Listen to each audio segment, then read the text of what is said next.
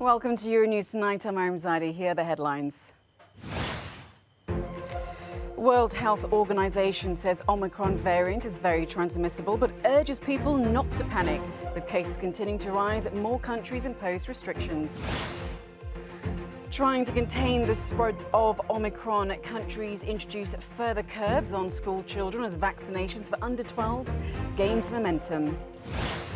Russia increases its state control over the popular social network VK. We'll be speaking to our Russia analyst here in the queue. Will Omicron take a bite out of the hospitality and entertainment industries over the festive period? We'll be discussing that and more in Talking Culture. The World Health Organization's chief scientist is warning that while the new COVID Omicron variant is very transmissible, people shouldn't be panicking. The WHO says that so far it has not seen any reports of Omicron-related deaths. It is urging people to be prepared, but emphasise that it's important not to rush to any conclusions. The global health body says the world is much better prepared now than a year ago, given the development of vaccines. More than 1% of the German population is currently infected with COVID. The leading institute in charge of monitoring the pandemic estimates that more than 925,000 people are actively infected with the virus. It's seeing a spike of almost 75,000 new cases every day. Health Minister Jens Spahn said the unvaccinated are becoming seriously ill at a much greater rate than those who've been jabbed.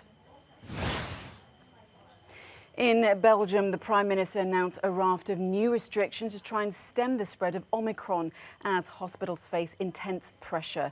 All indoor events, with a few exceptions, will be banned. Primary schools and kindergartens face a range of measures and will close a week early for Christmas holidays.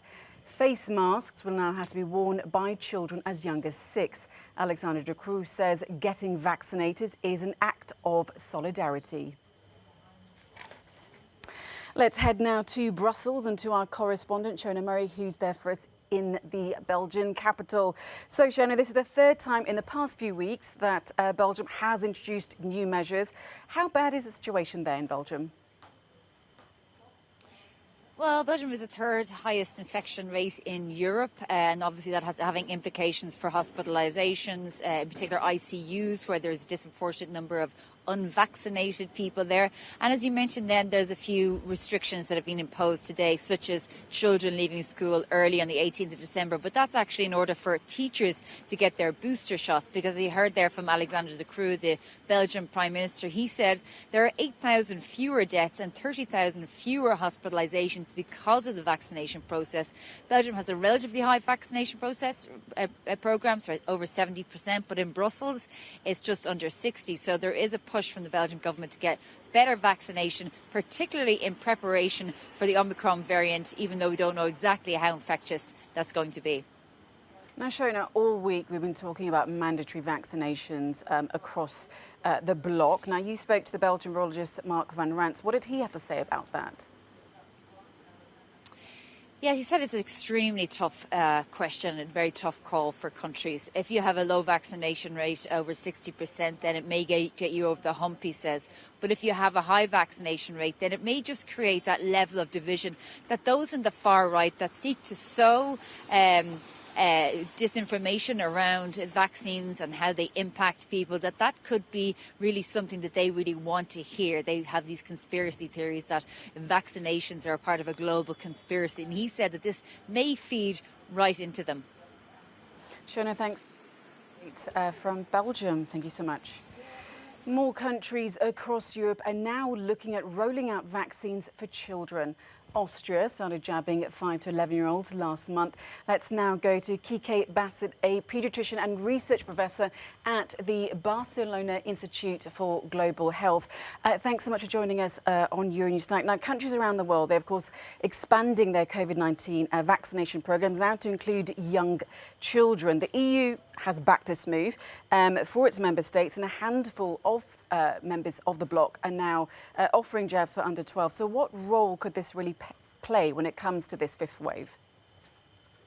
Well, it could play a very important role, particularly in those countries which already have a relatively high vaccination coverage.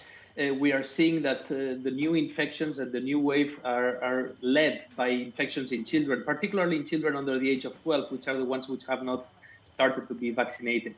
So vaccinating in those specific age group could have an important toll and contribute to the contention of the transmission globally, not only at the individual level.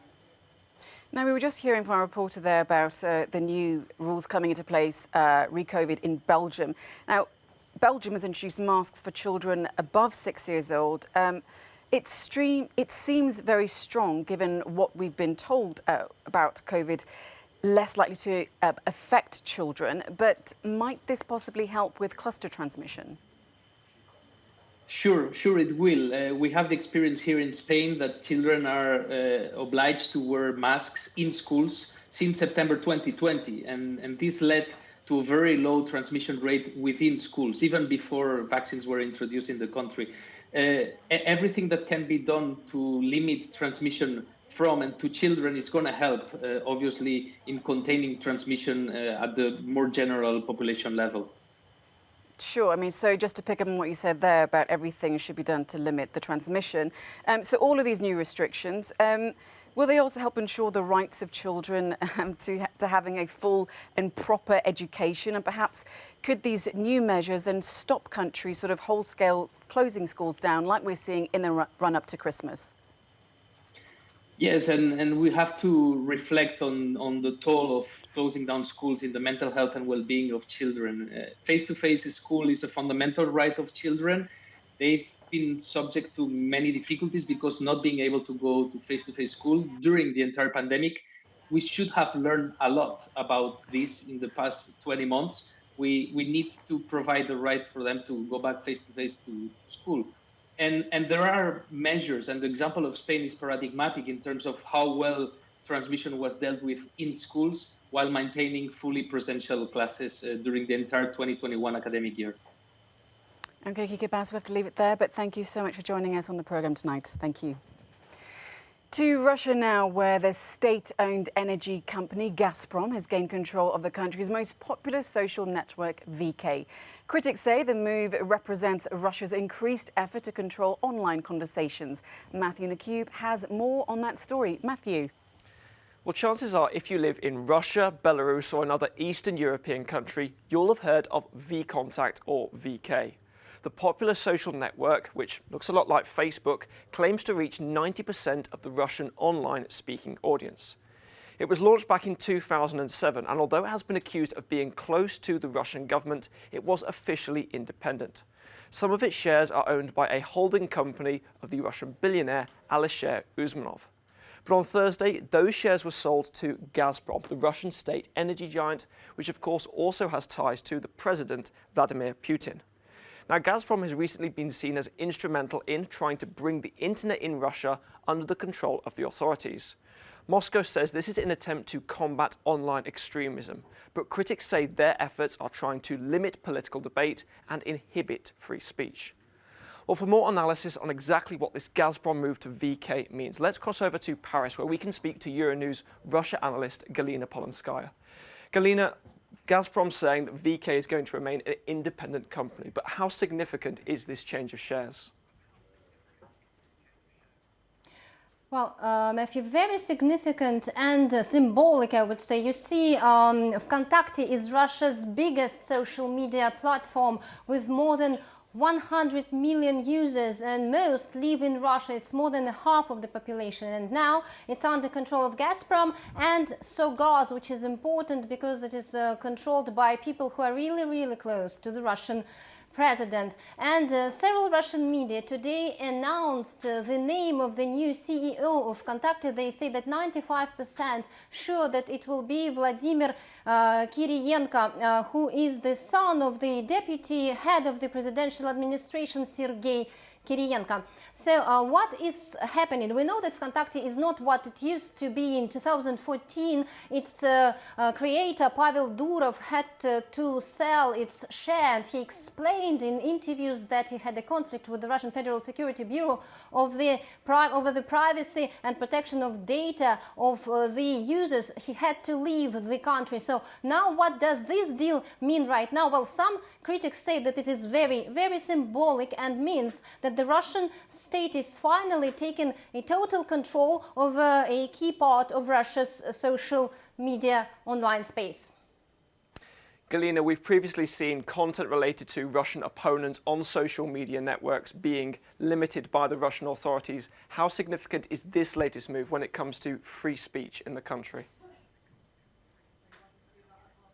Well, you see, Matthew, critics now say that very soon we will see real censorship in the internet in Russia, which is still quite a free space. We can read independent media, we can watch independent channels, which are many of which have been recently labeled foreign agents in Russia. But we have also seen very alarming signs. We have seen huge fines against Twitter, against Google or Apple. And during the parliamentary elections, indeed, Apple and Google agreed to remove the application, the smart voting application of the jailed critic Alexei Navalny from the Russia's web space. And recently, Russian communications watchdog Rospotrebnadzor have published a list of 13 big companies such as Twitter, Google, Facebook, and Zoom and others, and they are obliged to open their representative offices in Russia as early as the beginning of the next year,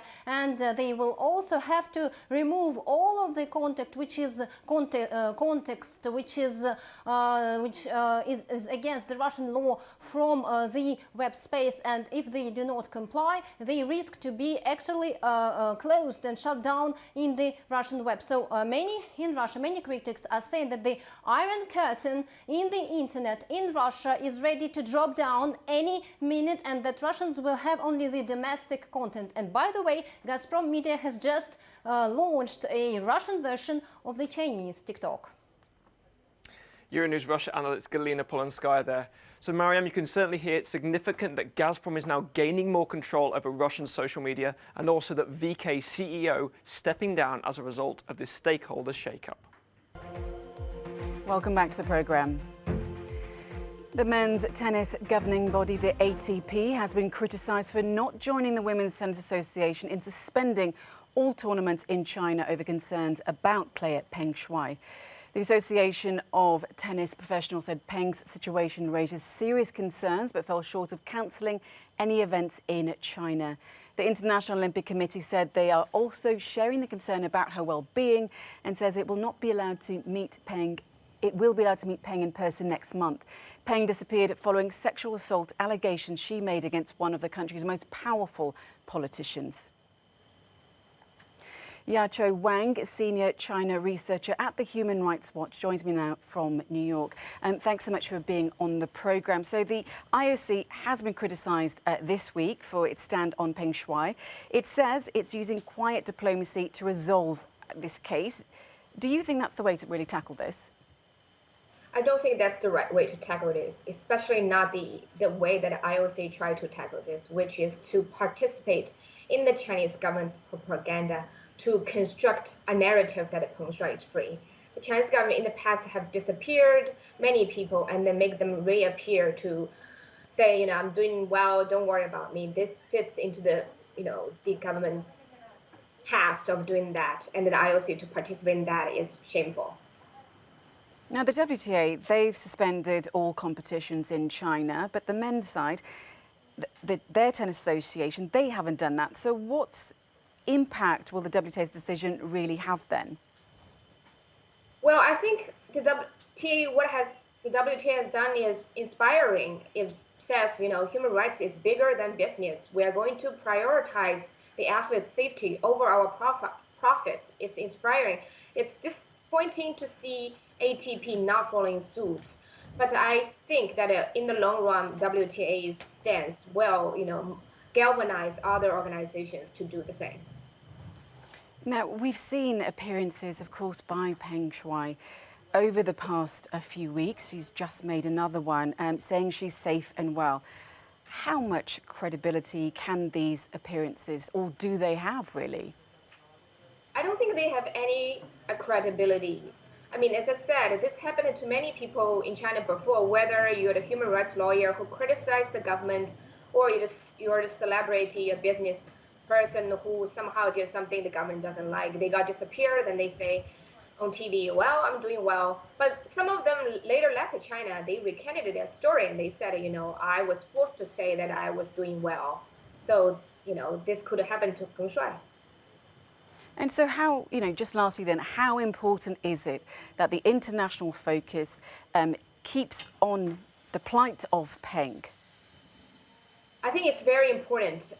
Doing this job for these years, I realized that the attention, the pressure keeps people in China safer than they would have been had there not been international attention.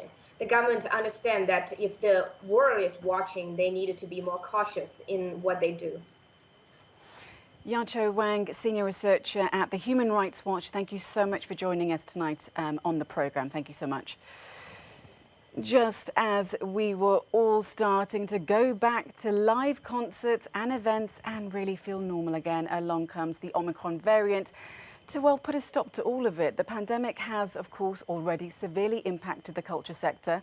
So could new restrictions impact it all again, especially as we head into the festive season?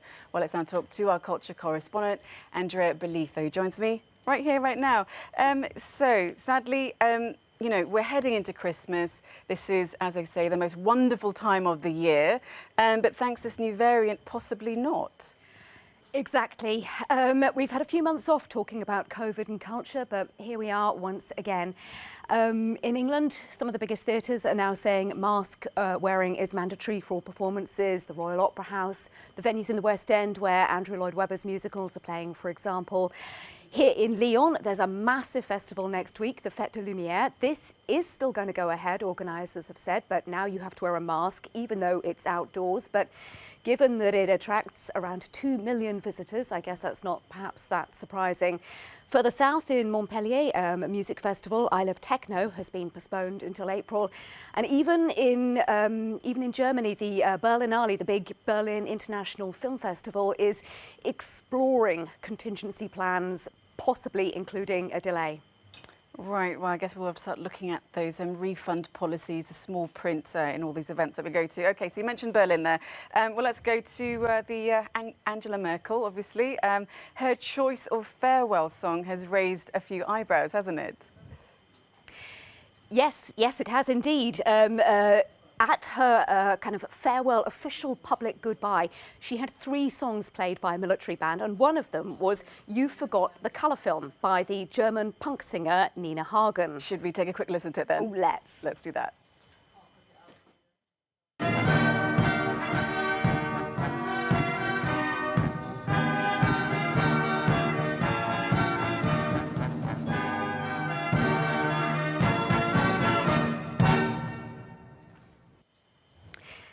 Yeah, it's about, I mean, you couldn't hear it from them, but it's about a boyfriend who only packs a black and white film when he goes on holiday to take pictures of the old communist Germany. And it's a tribute, of course, to Angela Merkel's East German upbringing. She says, this song was a highlight of my youth. Well, who'd have thought she was a bit of a punk rocker? Let's now turn to the Turner Prize Honours Visual Art, of course. This year, all the nominees were collectives, were they? Yes, that's right. The Turner Prize said all nominees would be collectives who'd helped inspire social change through art. And as, of course, galleries have had such a turbulent time over the last year, the Turner Prize said that for once, nominees didn't have to have had a major show in the run-up. So it was the Array Collective. They're a Belfast activist group who recreated an Irish pub and won the prize. Now, this pub was decorated with banners about reproductive rights and LGBTQ issues, and a list of pub rules, including you must have a laugh. Right, and so from the amazing Turner Prize to something a little bit less known, perhaps, the Turnip Prize. What's that about?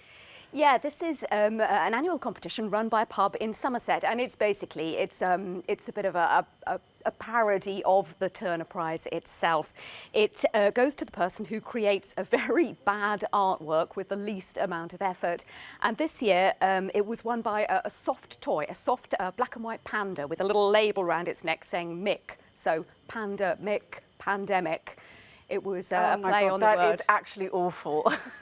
Wonderful or awful, yeah. Thank you so much for all of that, Andrea. Thank you so much. Okay. Welcome back to Euronews Tonight. This week, commuters in Milan were in for a rare treat by murals by the street artist Banksy were recreated in the Italian city's main train station. Clemence Waller reports. The exhibition, The World of Banksy, The Immersive Experience, will feature some of the elusive artist's best-known pieces.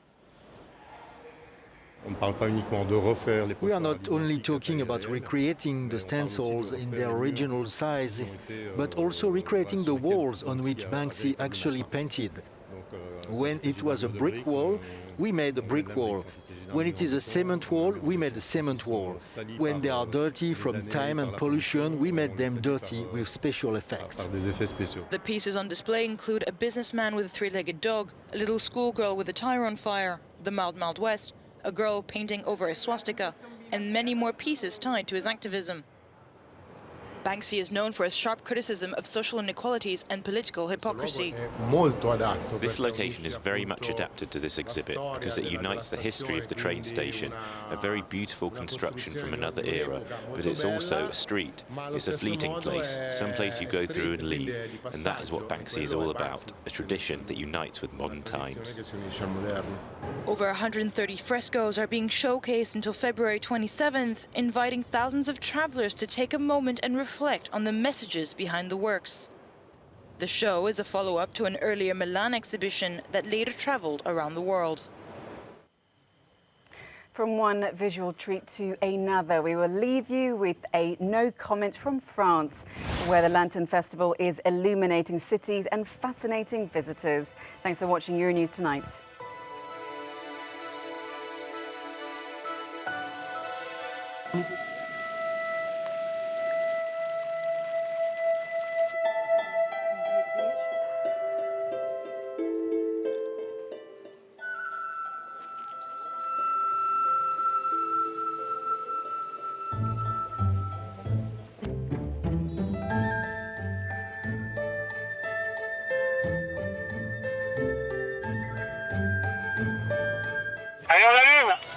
Ah, ils sont finis, papy.